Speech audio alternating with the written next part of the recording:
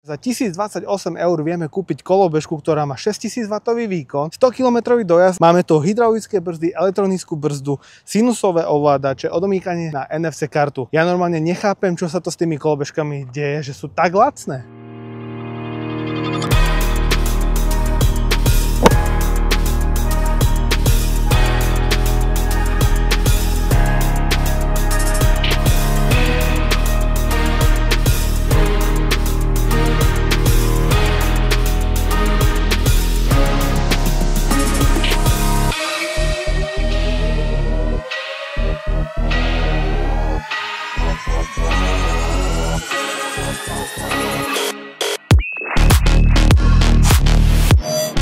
Ahojte, vítajte na mojom kanáli eFanatik a vítajte pri recenzii na Engva T1 verzia 3.0. A ak by som do toho započítal ešte kolobežku Lauti TI30, čo je v podstate ten istý výrobca, ale úplne prvý model, tak to už máme 4. generáciu. A viete čo? Je neskutočné, že za 1028 eur vieme kúpiť kolobežku, ktorá má 6000 W výkon, 100 km dojazd aj v podstate takmer s takým borcom ako som ja, ktorý má 110 kg aj so všetkým zaťažením. Máme tu hydraulické brzdy, elektronickú brzdu, sinusové ovládače, odomýkanie na NFC kartu. Ja normálne nechápem, čo sa to s tými kolobežkami deje, že sú tak lacné. A ak vás táto kolobežka zaujala, tak by ste mi mali dať odber a pozrieť si celú recenziu. Takže začíname.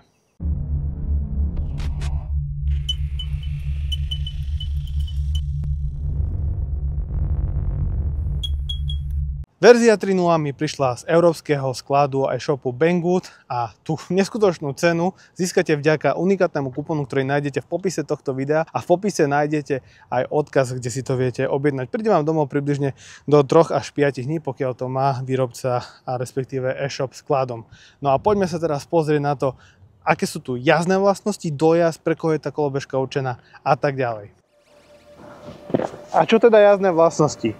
Engva T1 sa drží, ovláda veľmi dobre. A to vďaka tlmiču riadenia, ktorý je v balení a aj 72 cm riadidlám a priznám sa, že vôbec ja nepotrebujem meniť za širšie alebo vyššie riadidlá. Tak ako to mám teraz, tak mi to vyhovuje. Mám 190 cm a zhruba 105-110 kg váhu. Čo sa týka toho režimu Eco a Šport a menenie medzi týmito režimami, tak ono je to naozaj lepšie ako mať a zapínať a vypínať predný motor. Priznám sa, že toto už má aj Engva C1 verzia 2.0, ale ja som si to nejako neuvedomil, nevšimol. Za čo ďakujem fanúšikovi, že ma opravil. Teraz si napríklad jazdím v Eco režime na 3. stupni a presne na takéto pomalé, osviežujúce jazdenie, kedy sa nikde človek neponáhľa, iba sa snaží vychutnať si krásy okolo seba, tak ten Eco režim je naozaj fajn, pretože v kombinácii s tými sinusovými ovládačmi to je naozaj výborne vyladené. Maximálna rýchlosť pri mojej váhe, keď som robil test, pri 114 kg bola 74-75 km za hodinu. Niektorí by mohli byť sklamaní. Ja som si nastavil priemer kolesa na 10 palcov, aby som tú korekciu oproti GPS nemal príliš veľkú. Ja si myslím, že to úplne stačí. A ak chcete ísť 90 km za hodinu na tejto kolobežke, buď budete musieť mať o 30 kg menej, alebo si tam nastaviť priemer kolesa na 11 palcov a displej vám to bude ukazovať a vy sa môžete hrdiť tým, že ako rýchlo ide tá kolobežka. To je jedno, je to nepodstatné. Proste kontrola kolobežky aj vo vysokých rýchlostiach je výborná. Čo sa týka samotnej pružnosti a hybnosti na moju váhu, tak ako stojím a mám 110 kg vrátane oblečenia, tak je to moc mäkké. Veľmi rýchlo sa dostanem s prednou vidlicou aj so zadným tlmičom na doraz a je to cítiť. Do prednej vidlice by trebalo asi naliať hustejší olej a zadný tlmič vymeniť za niečo lepšie. Dá sa to zmeniť, ale aby ste sa mali na pozore najmä vy, čo ste ťažší jazdci. A čo sa týka elektronickej brzdy, tak tá funguje výborne. Stačí mi len pohľadiť brzdovú páčku a ja hneď brzdím. Mám to defaultne nastavené na 3 z 5 možných nastavení elektronickej brzdy a úplne mi to stačí na bežné jazdenie. Pokiaľ by som preferoval dynamickejšiu jazdu, kde potrebujem ostré šprinty a ostré brzdenie, tak by som si to dal na 5. Ale 5, teda ten najsilnejší stupeň elektronickej brzdy, je zbytočný pre také obyčajné jazdenie. Bude vás to príliš brzdiť práve vtedy, keď to nechcete a aj vtedy, keď to vlastne ani nečakáte, tak vás to bude až môcť brzdiť. Ale je veľmi dobré, že tá elektronická brzda tu je. A najmä, ak chcete prudko brzdiť. brzdíte okamžite, čo je super. Na začiatku som spomínal ten 100-kilometrový dojazd aj s borcom, ktorý má 110 kg.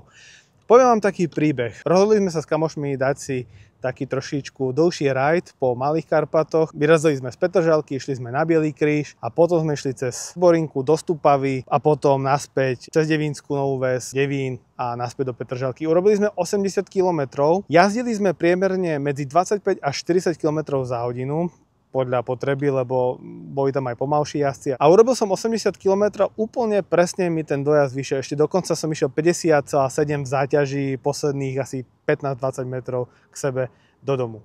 A príde mi to ako neskutočný dojazd, keď si vezmeme, že moja váha bola 110 kg a ten zvlnený terén tam bol naozaj dosť veľa stúpaní a samozrejme aj klesaní. A pri záťaži 110 kg mi to príde ako veľmi dobrý úspech. A baterka má kapacitu iba 28,6 Ah.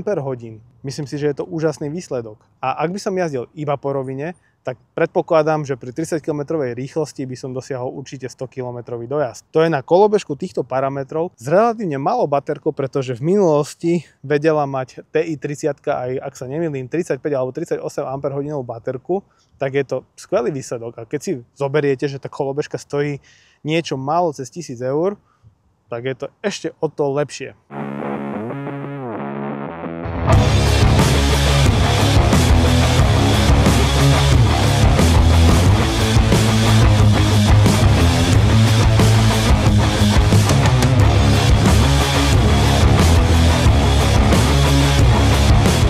Poďme si povedať teraz niečo o dobrých a zlých vlastnostiach kolobežky Younglad T1 verzia 3.0.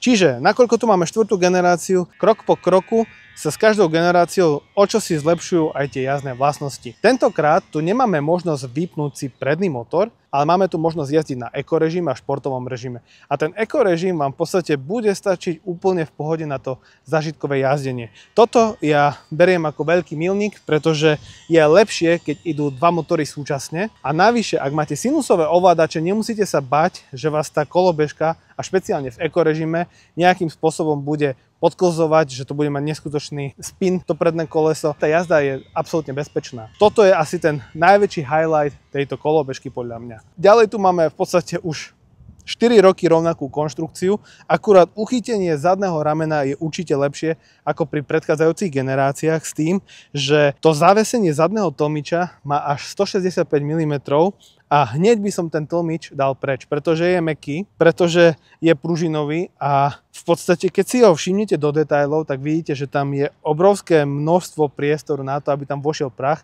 A už hneď po prvej jazde vám to začne škriekať a škrípať. Takže pred prvou jazdou, okrem toho, že si napastujete osky, ktoré vedú k zaveseniu zadného tlmiča, si ho rovno aj zabalte do nejakého kondómu. Ďalšou pozitívnou vecou je tu jednoznačne tlmič riadenia, ktorý výrobca pribaľuje a v podstate záleží na tom, ako vám ten krk príde pritiahnutý od výroby. Ak to bude príliš voľné, tak si ten tlmič trošičku viacej pritiahnete a potom v tej rýchlosti 50, 60, 70 km za hodinu máte absolútne stabilnú kolobežku. V podstate nepotrebujete riešiť širšie riadidla, predstavec alebo tak podobne. A ja síce fanúšikom teleskopickej stredovej tyči nie som, ale máme tu 3 možnosti nastavenia a určite to bude stačiť pre 2-metrových, rovnako tak aj pre 160 cm jazdcov alebo jazdkyne. Podľa toho, kto sa na to samozrejme postaví. Šírka na šľapu a to, že môžete si dať tú druhú nohu dozadu na ten našľap, kde máte aj madlo na prenášanie, je takisto veľmi dobre zvládnutá vec. A čo je tu dobré? Podľa môjho názoru, a začínam si na to zvykať, a najmä pri týchto Younglad kolobežkách, je predné brzdové svetlo. Totižto, ak sa vám stane situácia, že ste na cyklochodníku a oproti vám ide cyklista alebo kolobežkar a v strede máte nejakú prekažku, ktorej sa potrebujete obaja vyhnúť, tak vy tým, že začnete brzdiť, mu pekne dávate najavo to, že môže ísť, že vy brzdíte, že mu dávate prednosť. Čo už je však trošku nevýhodou je to, že máme tu aj prednú smerovku, a keď brzdíte, tak tá smerovka sa vypne pri tom. Škoda, pretože to ledkové svetlo vo vnútri má 7 malých lediek. A pokojne by tam mohlo byť polovička alebo, ja neviem, 1/3 z toho pre smerovkové svetlo a zvyšok by mohol byť pre brzdové svetlo. O to by to bolo ešte lepšie. Ďalej, odomýkanie cez NFC kartu. Ak máte Android telefón, tak pravdepodobne si viete namigrovať tú NFC kartu priamo do telefónu a tak odomýkať tú kolobežku ešte pohodlnejšie. Doteraz som nenašiel nejakú vhodnú aplikáciu pre iOS zariadenia, kde by sa tieto kolobežky alebo e-bajky, ktoré fungujú na odomýkanie NFC kartou, dali spojazniť. Tak ako som už spomínal pri tých jazdných vlastnostiach, šírka riaditeľ 72 cm podľa mňa úplne postačuje. Keď si spomeniem na prvé Boyedy, ktoré vychádzali z rovnakej konštrukcie a mali tie skladacie 58 cm riadidla, tak ma až zamrazí. Toto je úplne perfektné. A ak by aj tak ste neboli spokojní, tak ten predstavec máte bajkového rozmeru, to znamená, že či už predstavec alebo riadidla si viete vymeniť, ja neviem, za inú farbu, za širšie riadidla a tak podobne. Kolobežka brzdí fantasticky. Dyson hydraulické brzdy v kombinácii s elektronickou brzdou, ktorú vám úplne stačí nastaviť do trojky, tak nepotrebujete už nič viac. Pretože ak potrebujete zaflekovať, pretože chcete urobiť blbosť a chcete, aby to videl každý, tak zaflekujete, ale keď potrebujete postupne modulovať brzdy, pretože potrebujete len pribrzďovať a neúplne zabrzdiť, tak stačí len jemne s tými páčkami zatlačiť a spustí sa hneď elektronická brzda, takže primárne šetrite aj tie platničky. Displej síce nie je úplne podarený, lebo svieti dobre iba v jednom uhle, ale to si povieme v negatívach, ale zobrazuje volty a pomerne dosť veľkými číslicami tie volty sú tam znázornené. Kolobežka prichádza s dvoma 2A nabíjačkami, čo je tiež nejaký posun. Pri týchto kolobežkách to je v podstate samozrejmosť, ale veľa kolobežiek, ktoré som doteraz testoval a mali dva nabíjacie porty, tak prichádzali iba s jednou 2A nabíjačkou a to nabíjanie bolo nekonečné. Čo sa týka tých svetiel, Angel Eyes sú na hovno, to si povieme v negatívach o chvíľočku, ale to bočné podsvietenie, ktoré je také žlto-biele alebo tepla-biele až do tej žltej farby, pôsobí decentne a večer je vás naozaj dobré vidieť. Neoslepujete úplne nejakým neónovým dizajnom alebo nejakým blikaním červenej, modrej, zelenej, ale naozaj je to také decentné spracovanie a je tam pekne vidieť ten názov kolobežky Engvad T1. Musím ešte raz pochváliť výrobcu za tlmič riadenia, ktorý bol v balení aj s tým úchytom. Akurát potrebujete si to trošku nastaviť tak, aby ste mali zatáčanie do jednej aj do druhej strany rovnaké. Odporúčam vám pozrieť prvé video, ktoré som robil s touto kolobežkou, kde detailne ukazujem to, ako to v podstate spraviť. Je to jednoduché, ale lepšie je to raz vidieť, ako to 100-krát nemať v návode napríklad.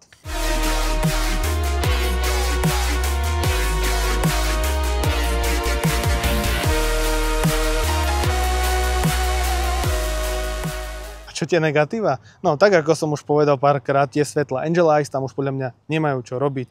Ono to máte veľmi úzky rozptyl svetla, keď niekam idete a oslepujete ľudí prakticky vždy. Nechápem prečo, už je to 4. generácia a stále sú tam použité tie isté svetlá. Našťastie máme tu Julet konektor, na ktorý sú napojené oba svetlá. Každé z nich má samostatný Julet konektor. Mali by to byť 12V svetlá, takže ak si viete na AliExpresse alebo v inom e-shope kúpiť nejaké vhodnejšie svetlo, tak to tam určite namontujte. To uchytenie samotného svetla je lepšie napríklad ako pri C1 Max, kde som počul samotnú rezonanciu od toho uchytu, keď som išiel po nejakom teréne alebo tak.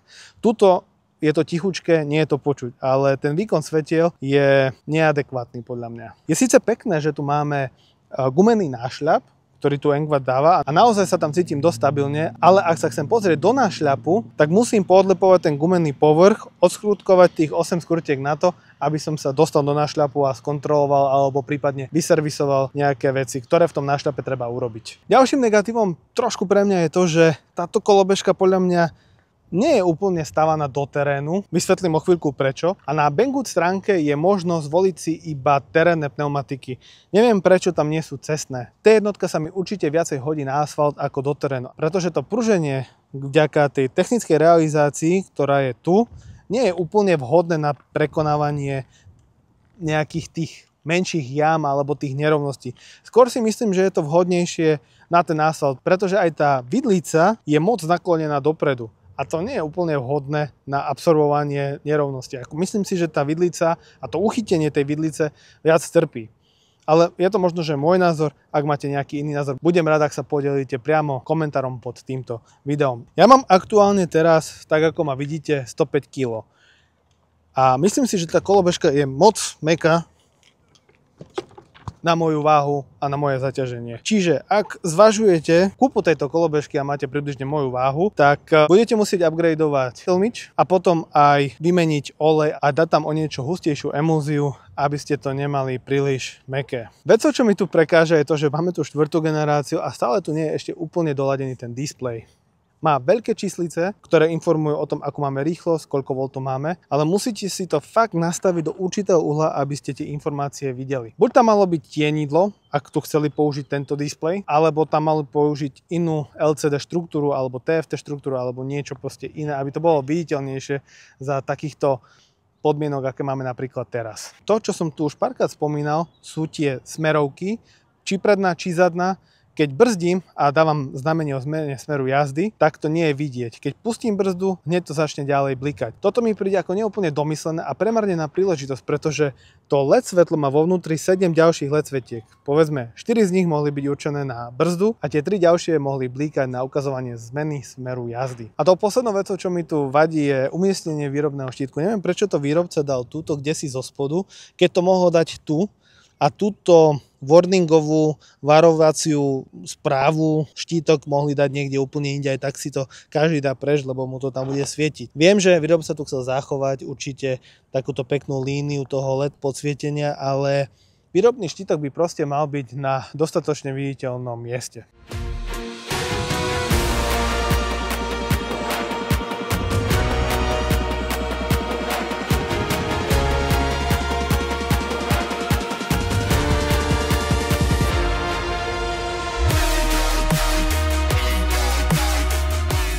A pre koho je Engva T1 verzia 3.0? Asi pre každého, kto má 1000 voľných eur, chce sa poriadne zabaviť a dostať sa s tou kolobežkou z bodu A do vzdialeného bodu B. Toto bude výborná kolobežka či pre začiatočníkov alebo pokročilých. Ak to chcete kúpiť do rodiny, povedzme máte 15-ročného tínedžera a vy si chcete tiež na tom užiť a ten tínedžer má, ja neviem, 1,60 m ešte, tak mu to dáte nižšie, povozí sa na tom. Bude to mať v ekorežime, povedzme mu aj zablokujete rýchlosť na 25 km za hodinu, ale bude sa na to môcť voziť. Vy si tú rýchlosť odblokujete, dáte si športový režim a môžete sa voziť. Toto mi príde ako výborná kolobežka na vzdialenosti od 50 do 100 km a v princípe je jedno, akým terénom pôjdete, ono to zvládne v takmer všetko a v podstate aj takmer každý kopec.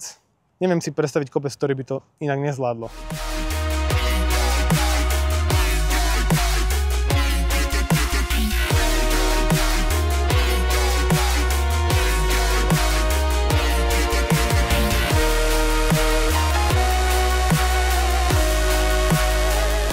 Možno to bolo naozaj všetko, čo som chcel povedať k recenzii na Engva T1 verzia 3.0. Verím, že bolo pre vás toto video prínosné. Ak sa rozhodujete medzi touto a inou kolobežkou, tak ste možno dostali práve tie dôležité informácie, ktoré vám pri rozhodovaní naozaj pomôžu. A ak nie, tak mi napíšte komentár pod týmto videom. Budem vďačný, ak tomuto videu dáte like a moju tvorbu podporíte odberom tohto môjho YouTube kanála, za čo vám veľmi pekne ďakujem. Vidíme sa pri ďalšom videu, pri ďalšej recenzii, nech už to bude čokoľvek. Majte sa krásne, čaute.